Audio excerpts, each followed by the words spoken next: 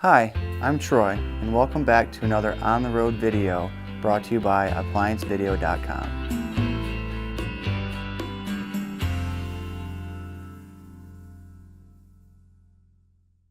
Stop. Before beginning any repair, always be sure to disconnect the power to the appliance. It is also recommended to test the outlet for proper voltage. Today we're working on a Whirlpool side-by-side refrigerator.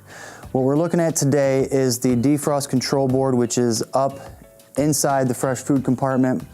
Customer complaint could be no cool.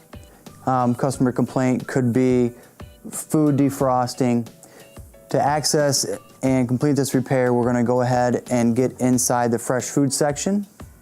The tools needed to complete this repair are a 1/4-inch nut driver, Phillips head screwdriver, and a tack puller or flat blade screwdriver.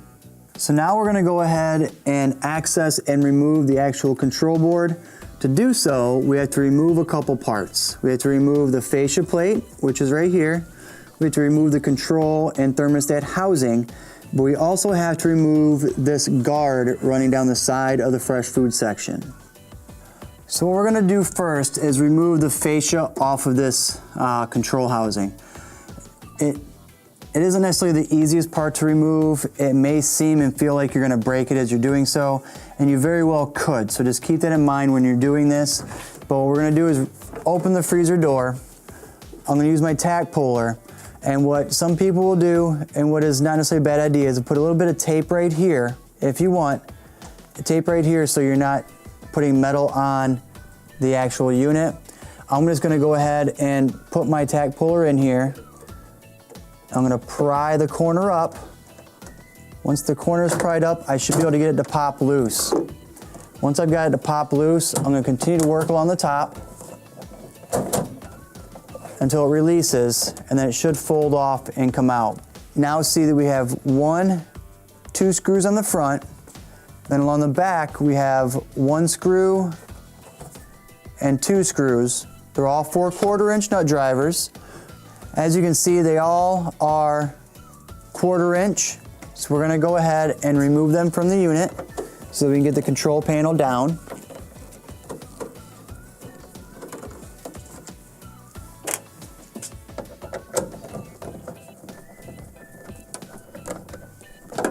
The 2 in the front are easily seen and easily accessible. The ones in the back, you're going to get down to look up to see where they're at. Get 1 and remove that. Find your second and remove that. Now with that removed, it does sit here and hang a little bit. Technically, you could change the control board with it like that, but for more space and ease of use, we're going to go ahead and use a Phillips head screwdriver and remove 1 screw that holds this side plate on.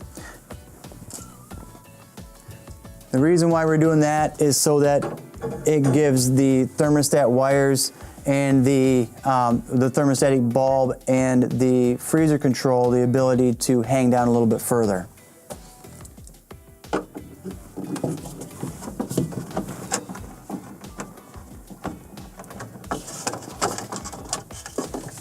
Once we have that one removed, we can now go ahead and get it to come down a little bit further. We do have a ground wire and a harness that are kind of holding it in place, as well as the harness over here. We have a little bit more space, and if I turn a little bit, you'll be able to see that your cold control or your control board is right here. This will either not allow it to go into defrost. It can also cause it to just stay on and not defrost at all.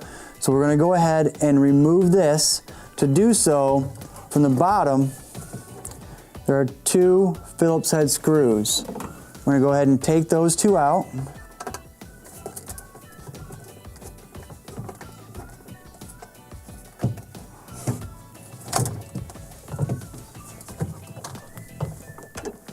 Get 1. Now we're going to take out the second.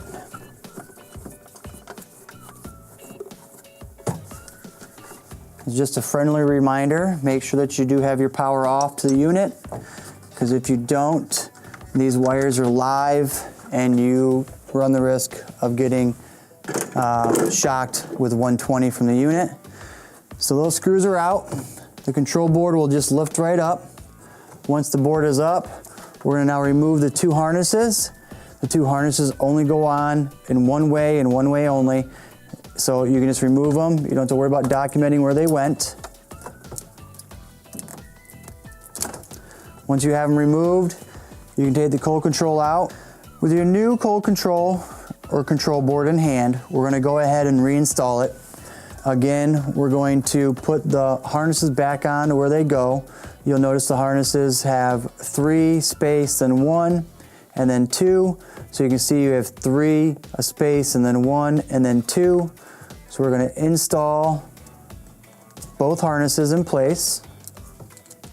Once they're in place, you've got this red plate here. That is what sets against the bottom of this housing, and we're going to screw that back in place. Find it easier if you just take one and get it started, and then tighten it down a little bit so you can start the second one. We'll take and we'll hold it in approximate position right here.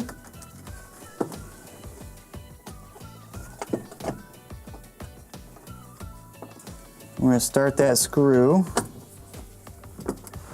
Once I feel it bite, I can go ahead and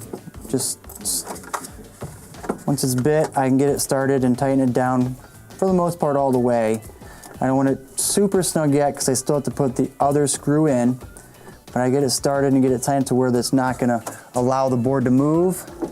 Now I'll take my second screw, take a look at the positioning of it.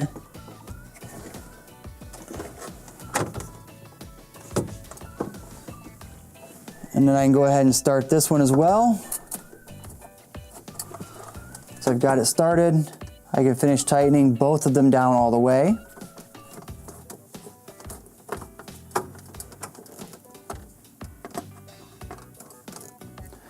Now that we've completed the repair, the installation of the new part, we're going to go ahead and remount the control housing back into position. If you remember, we had 2 screws in the front and 2 that were in the back. I'm going to show you the 4 right here so you can see them. The 2 with the big washers go in the back side of the unit. The 2 with the smaller washers that are actually attached to the head of the screw go into the front. So we're going to start by putting the 2 in the front so that it is held up relatively into the right position. So we're going to lift up to where it goes approximately, and then we're going to start one. I'm going to go ahead and start the other. Once they're started, they're holding it in place. You can tighten them down further now if you want. I'm going to give them just a couple more turns to get them inside of their spot a little bit better. And then I'm going to go ahead and move to the underside and put the 2 back ones in so that I know that they're in the right position. So put one on your 1/4 inch nut driver. Find the position and then tighten that one down. Take your second one, find your position, and tighten that one down. What that does for you is holds it in place. Now you can see that this is pretty much secured. We're going to go ahead and now tighten these back down.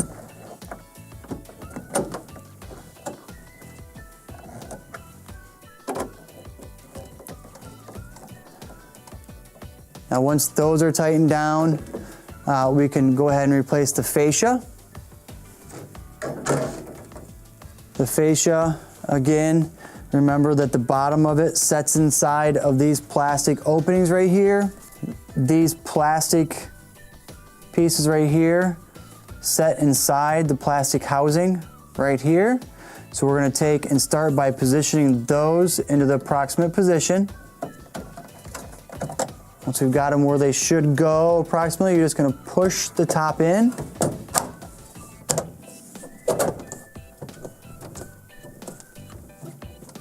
Once the top is pushed in, that part is now reinstalled. So now that we have the fascia and the control housing back in place, we're going to go ahead and reinstall the cover that goes over here and start the screw. Once it's started, we can finish tightening it down. The cover will set an approximate position. Once you have that in place, that completes your repair. Thank you for watching another quality repair video brought to you by ApplianceVideo.com.